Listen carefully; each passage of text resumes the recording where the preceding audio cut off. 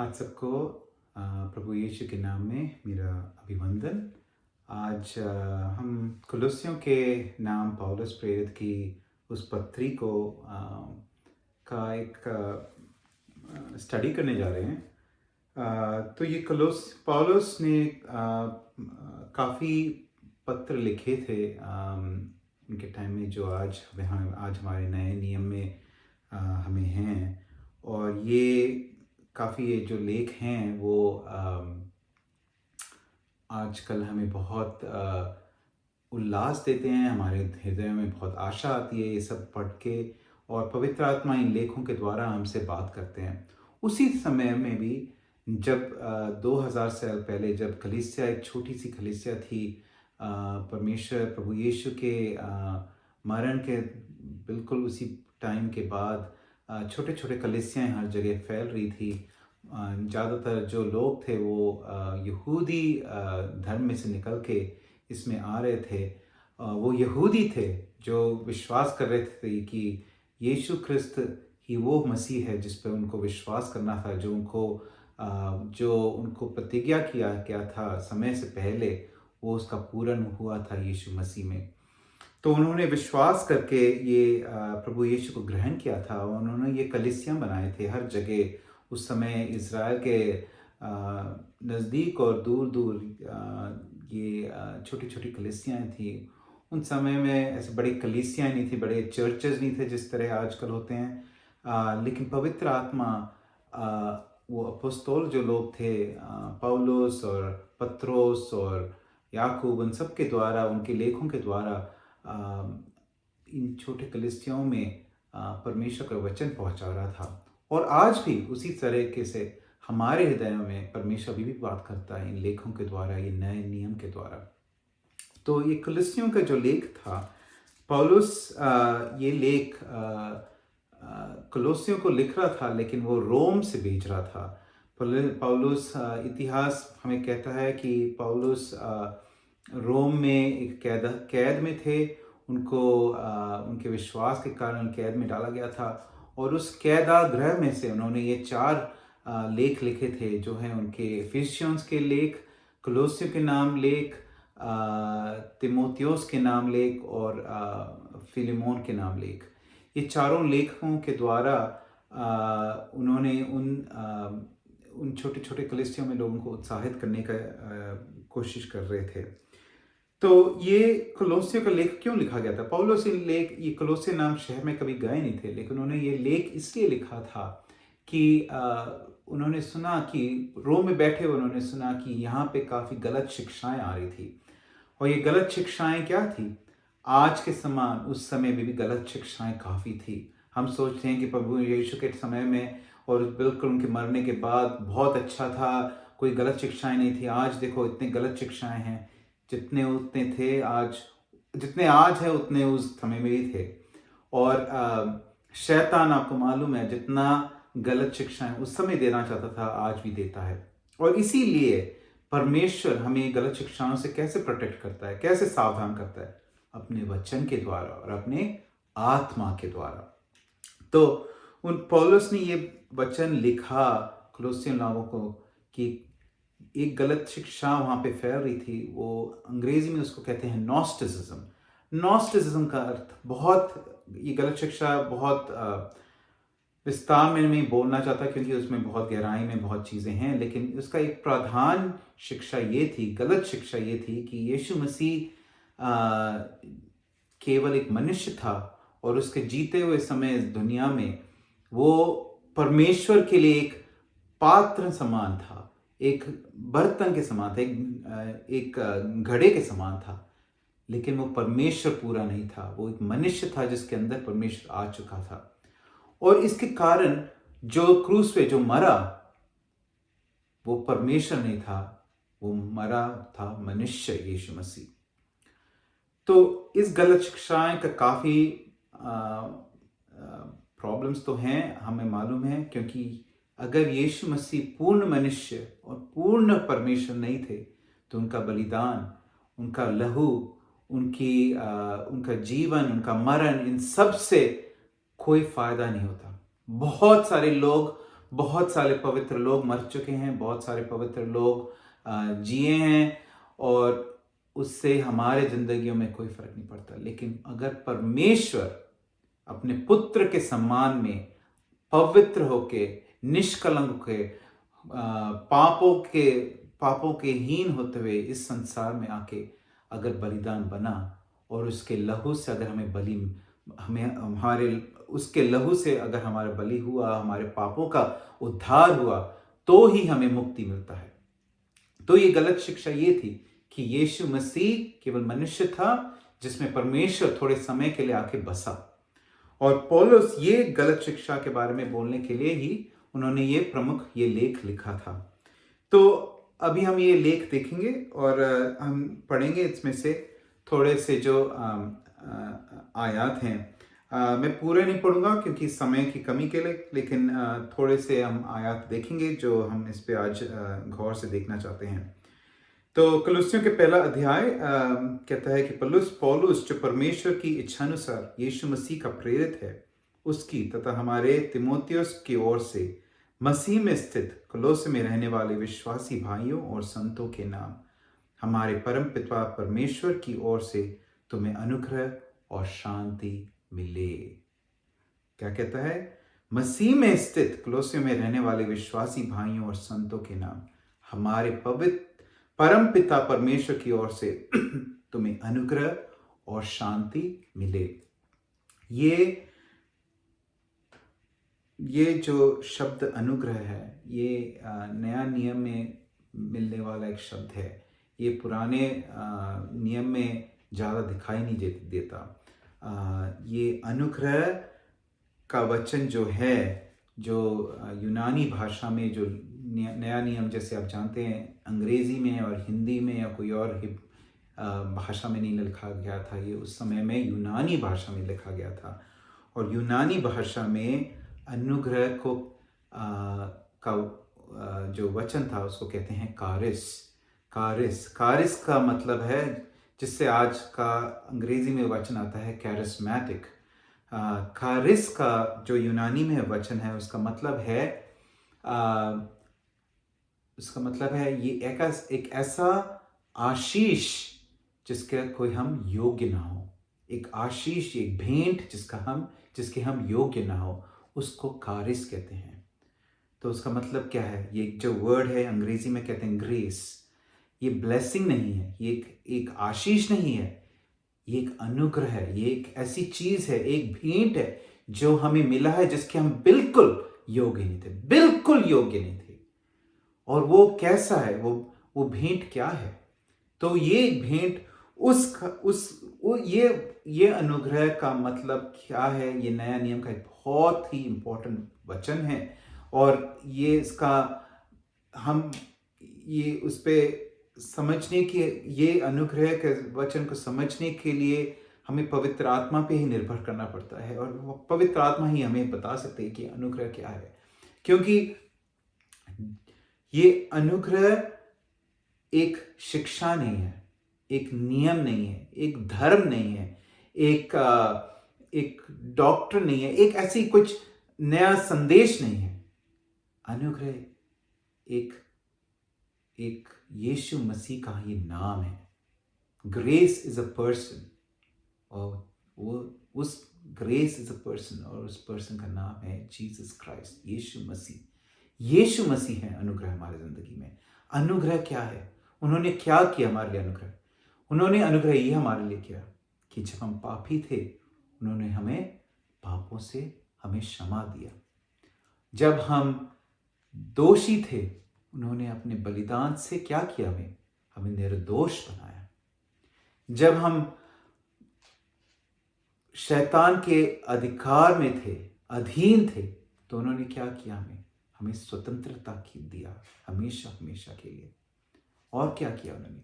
जब हम नरक के वासी थे और इस संसार से हम नरक को जाने वाले थे, उन्होंने हमें क्या दिया? स्वर्ग के अवकाशी बनाया। जब हम अनाथ थे, उन्होंने हमें हमारे परम पिता का पुत्र बनाया। अपने पुत्र के द्वारा उन्होंने हमें पुत्रत्व दिया।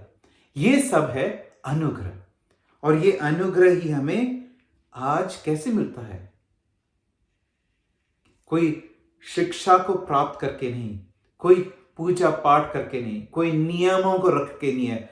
मूसा के 10 नियमों को रखने से हमें अनुग्रह नहीं मिलता, कोई कर्मों से नहीं मिलता, कोई पहाड़ के ऊपर जाके बैठने से नहीं मिलता, कोई चर्च में 10,000 बार जाके नहीं मिलता, तपस बैठ के नहीं मिलता, उपवास करके नहीं मिलता। हमें ये अनुग्रह कैसे मिलता है?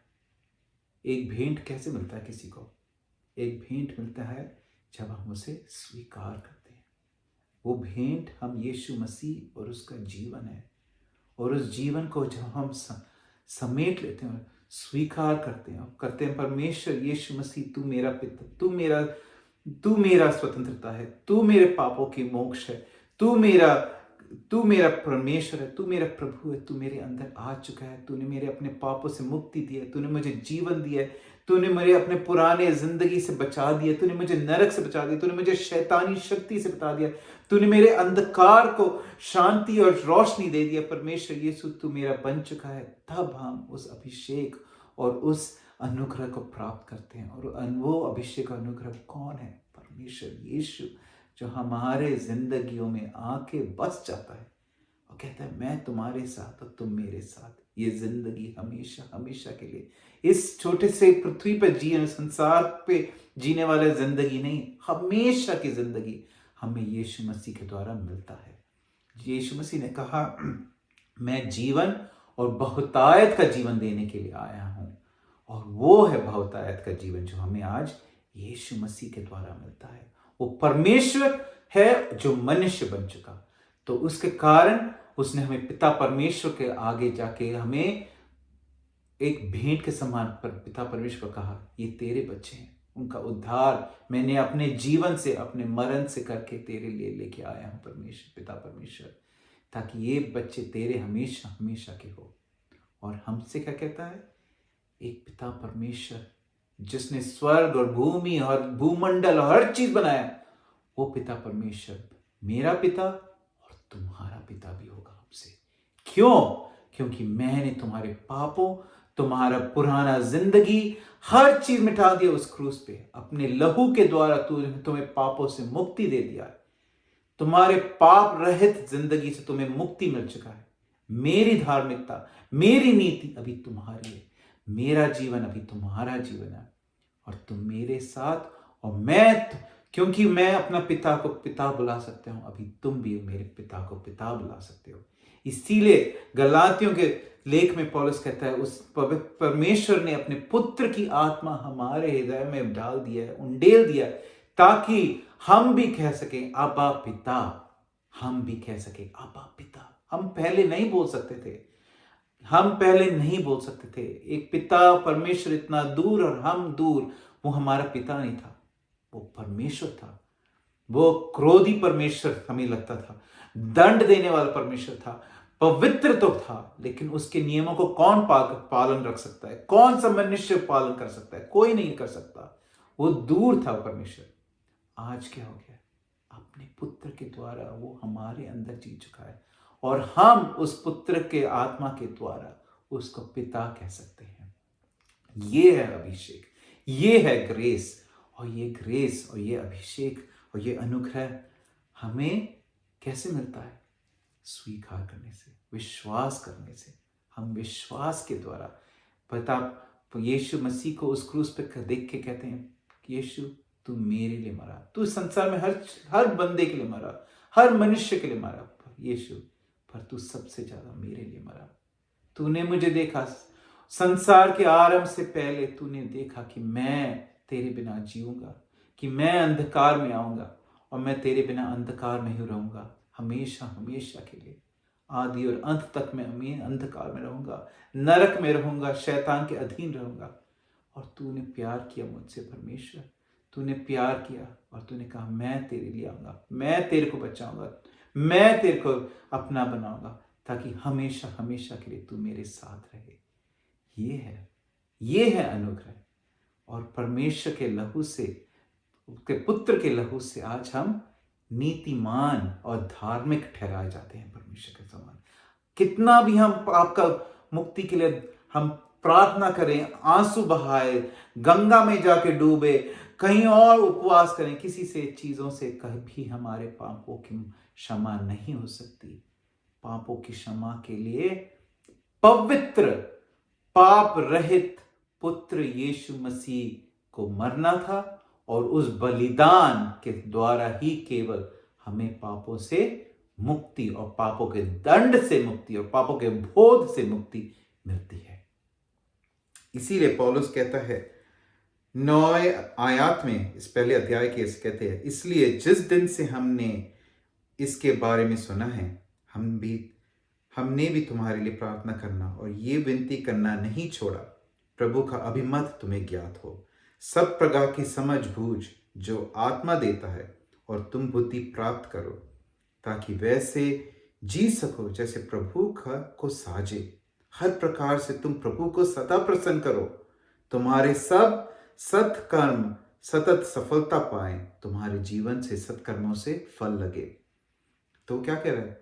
मैं प्रार्थना कर रहा हूं कि तुम्हारे आत्मा में तुम्हें बोध हो कि ये सत्य क्या है, और ये सत्य को जानने के बाद कि परमेश्वर ने तुम्हें पुत्र तो दिया है, परमेश्वर ने तुम्हें प्रभु यीशु दिया है, और इस ज्ञान और इस बोध के द्वारा ही तुम परमेश्वर को प्रसन्न करने वाले एक जीवन जी सकते हो। इस आत्मा के द्वारा नहीं, अपने हाथ के शक्ति से नहीं, अपने पवित्र आत्मा जो हमारे हृदय में है उसी की शक्ति के द्वारा हम ये जीवन जी सकते हैं। तुम प्रभु के परमेश्वर के ज्ञान से निरंतर बढ़ते रहो।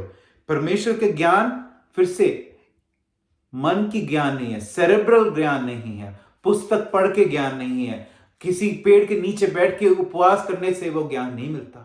ये पवित्र आत्मा, ये अनुग्रह, पवित्र आत्मा जो पिता का एक भाग है, त्रिएक परमेश्वर का एक भाग, वो पवित्र आत्मा है। वो पवित्र आत्मा जब हमारे हृदय में आता है, उसके रोशनी से, उसके प्रकाशित वचन से वो हमें दिखाता है कि परमेश्वर कौन है, परमेश्वर क्या है, परमेश्वर किस तरह का प्यार करने वाला परमेश्वर, और उस बोध और ज्ञान से ही हमारा जीवन बढ़ता है। तो कहता है वह तुम्हें अपनी महिमापूर्ण शक्ति से सुदृढ़ बनाए जाए, ताकि विपत्ति के काल खुशी से, महाधैर्य से तुम सह लो। जिंदगी में विपत्ति तो आएंगे, कष्ट आएंगे, यदि आप मसीह में हो या ना हो। विपत्तियां, दुख और दर्द इस दुनिया में हमेशा है, सबको है, किसी को उससे मुक्ति नहीं मिलती। लेकिन उस विपत्ति में भी धैर्य और खुशी और उल्लास और आशा से कैसे जी सकते हैं? जब हम पता चलता है कि ये जिंदगी मेरा नहीं है, यीशु ये तेरा जिंदगी है, तूने मेरे को अपना बनाया। पहले मैं शैतान का था, अभी मैं तेरा। तूने मेरे को समेट लिया, तूने अपने हाथों में ले लिया, तूने मुझे अपने हृदय में डाल दिया। कुलुस्सियों में कहता है, बाद में वचन में कहता है, तुम मर चुके हो, तुम्हारे जीवन अभी यीशु मसीह में छिपा गया है, परमेश्वर में। तुम मर चुके हो, तुम अब अपना नहीं है, ये जिंदगी हमारा नहीं है। तब हम जी सकते हैं संसार में धैर्य से, आनंद से, उल्लास से, आशा से, क्योंकि हमें पता है ये जिंदगी हमारा नहीं है, ये तो यीशु का है। यीशु ये तेरी जिंदगी है, तू जिएगा, तू अपनी शक्ति देगा, तू अपना तू अपनी आत्मा देगा, तू ही है ये जिंदगी चलाने वाला, तू ही है। जैसे वो कहता है, जो जिसने कौवे को कोख दिया है, उसको वो रोटी भी देगा। उसी तरह से परमेश्वर जिसने हमें ये हृदय दिया, अपना पुत्र दिया, वो ये जीवन जिएगा हमारे द्वारा, यही है। तो कहता है, उस परम पिता का धन्यवाद करो जिसने तुम्हें इस योग्य बनाया कि परमेश्वर के उन संत जनों के साथ जो ज्योतिर्मय जीवन ज्योति जीते हैं, तुम उत्तराधिकार पाने से सहभागी बन सके। किसका मतलब क्या है? हम आज अवकाशी हैं, स्वर्ग के अवकाशी हैं। उसने हमें उसके लिए योग्य बनाया। योग्य थे नहीं, पर अपने पुत्र की योग्यता उसने हमें दी है, और उसके कारण हम आज अवकाशी हैं। अपने परमेश्वर को पिता बोलने के लिए अवकाशी हैं, स्वर्ग में रहने के लिए अवकाशी हैं, उसके पुत्र के साथ जीने के लिए हम अवकाशी हैं, उसके पवित्र आत्मा की शक्ति के द्वारा जीने के लिए अवकाशी हैं। परमेश्वर ने अंधकार की शक्ति से हमारा उद्धार किया और अपने प्रिय पुत्र के राज्य हमें हमारा प्रवेश किया। परमेश्वर ने अंधकार की शक्ति से हमारा उद्धार किया। हमें हमेशा सोचना चाहिए, हमेशा पीछे मुड़ के, लोग कहते हैं मुड़ मुड़ के ना देख, पुराना हिंदी गाना होता था, मुड़ मुड़ के ना देख, मुड़ मुड़ के, वो एक अच्छा गाना है। मुड़ मुड़ के कभी नहीं देखा जा सकता, हमें आगे देख के ही चलना पड़ता है, लेकिन मुड़ मुड़ के बीच में कभी कभी देखना चाहिए, ताकि हमारे हृदय में हमें धन्यवाद और प्यार भर के आए कि हम देखें, परमेश्वर तूने मुझे उस अंधकार में से निकाला, तूने मुझे उस गंदगी में से निकाला। परमेश्वर, तुझे करने की जरूरत नहीं थी, क्योंकि तू पता है, तू प्रेम है, इसीलिए तूने ये मेरे लिए किया। तो उसने अंधकार की शक्ति से हमारा उद्धार किया और अपने प्रिय पुत्र के राज्य में हमारा प्रवेश किया। हम उस प्रिय पुत्र के राज्य में नहीं थे, हम स्वर्गवासी नहीं थे, हम नरकवासी थे, लेकिन आज हम उसके पुत्र के राज्य में हमने प्रवेश कर लिया। किसी दिन प्रवेश नहीं करेंगे, आज हमने प्रवेश किया। जिसने यीशु मसीह को स्वीकार किया, उसने उसको पुत्रत्व का अधिकार दिया। आज हमें स्वर्ग के निवासी हो चुके हैं, स्वर्ग यहां पे है, और इस स्वर्ग में यीशु मसीह पिता के साथ पवित्र आत्मा में, मेरे में और आप में बस रहे हैं, और वहां पे बहुत शांति और खुशी और उल्लास है। रोमियो के अध्याय में, रोमियो के 10वीं अध्याय में लिखा है, kingdom of God is not meat and drink but righteousness and peace and joy in the Holy spirit.